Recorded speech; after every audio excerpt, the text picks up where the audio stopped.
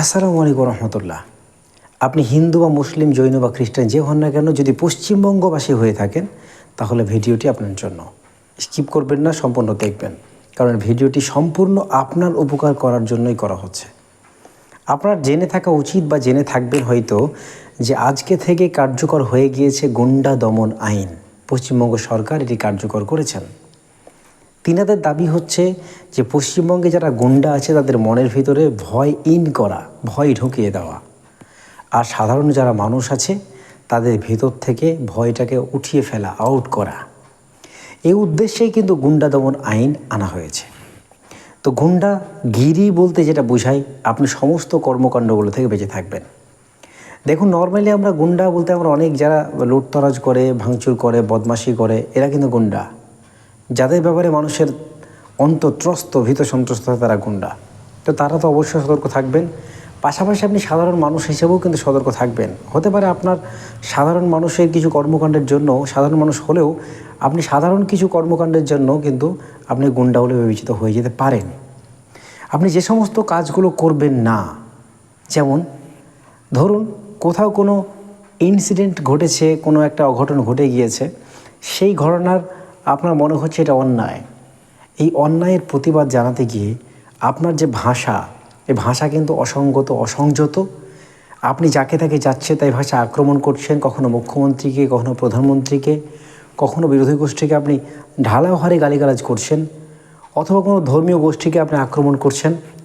এই আক্রমণাত্মক ভঙ্গিতে কিন্তু আপনি কথাবার্তা বলা বন্ধ করুন। যদি বন্ধ না করেন তাহলে কিন্তু আপনি এই গুন্ডা দমন আইনের আওতায় চলে আসতে পারেন। আর যদি গুন্ডা দমন আইনের আওতায় চলে আসেন তাহলে আপনার জেল তো হবেই, জরিমানা হবে। জরিমানা আপনি দিতে যদি সমর্থ না হন বা সামর্থ্যবান যদি না হন, তাহলে কিন্তু আপনার ভিটে মাটিকে নিলামে তুলে সেই জরিমানা কিন্তু আদায় করা হবে। দ্বিতীয় একটি কথা, দেখুন কোনো একটা জায়গাতে হয়তো প্রশাসনের কোনো ভূমিকায় আপনি অসন্তুষ্ট হয়েছেন। আপনি সরাসরি আইন হাতে তুলে নিয়ে প্রশাসনের গাড়ি ভাঙচুর করা, কোনো প্রতিষ্ঠানের ক্ষয়ক্ষতি করা, চেয়ার ভাঙচুর করা, টেবিল ভাঙচুর করা, ফ্যান ভাঙচুর করা, এই সমস্ত কাজগুলো থেকেও কিন্তু বিরত থাকুন। কারণ এই সমস্ত কাজগুলো বন্ধ করার জন্য সরকার এগুলো নিয়ে এসছে। তাহলে প্রতিবাদ করুন, ন্যায্য সঙ্গতভাবে প্রতিবাদ করুন। আপনার প্রতিবাদের ভাষা যেন সরকার বিরোধী না হয়ে যায়, প্রতিবাদের ভাষা যেন দেশ বিরোধী না হয়ে যায়, প্রতিবাদের ভাষা বা কর্ম যেন কোনো ক্ষতি সাধন না করে। যদি ক্ষতি সাধন করে তাহলে কিন্তু আপনি গুন্ডা বলে বিবেচিত হয়ে যেতে পারেন। আর গুন্ডা বলে যদি আপনি বিবেচিত এবং প্রমাণিত হয়ে যান, তাহলে কিন্তু আপনার উপরে আইনত সমস্ত কার্যক্রম কার্যকরী হবে। অর্থাৎ আপনাকে অ্যারেস্ট করা হবে, আপনি জেলে যাবেন, এবং যে ক্ষতিটা আপনি করেছেন বা আপনার মাধ্যমে যে ক্ষতিটা হয়েছে, এই ক্ষতিপূরণ কিন্তু আপনার ভিটে মাটি বিক্রি করে হলেও কিন্তু আপনাকে প্রদান করতে হবে। এটাই বাস্তবতা। তাই অনেক বড় ভয়াবহ একটা বিপদ সামনে অপেক্ষা করছে। এতদিন পর্যন্ত যা বলেছেন, যা করেছেন। এখন থেকে নিজেকে সংযত রেখে আপনি অবশ্যই কথা বলুন। বক্তব্য দিতে গেলে আপনি প্রচণ্ড উত্তাপ বিকিরণ করে কোনো একটা ধর্মীয় গোষ্ঠীকে আক্রমণ করবেন, এমনটা করবেন না, নাহলে বিপদ আসতে পারে। তো যতটা সংযত থাকবেন ততটাই ভালো। আইনকে হাতে তুলে নেবেন না।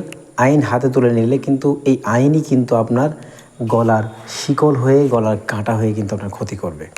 তাই আপনি সংযত থাকুন, নিজেকে ইমোশনকে নিয়ন্ত্রণ করুন। যতটা ইমোশন নিয়ন্ত্রণ করবেন ততটা আপনার জন্য ভালো, ততটা সমাজের জন্য ভালো।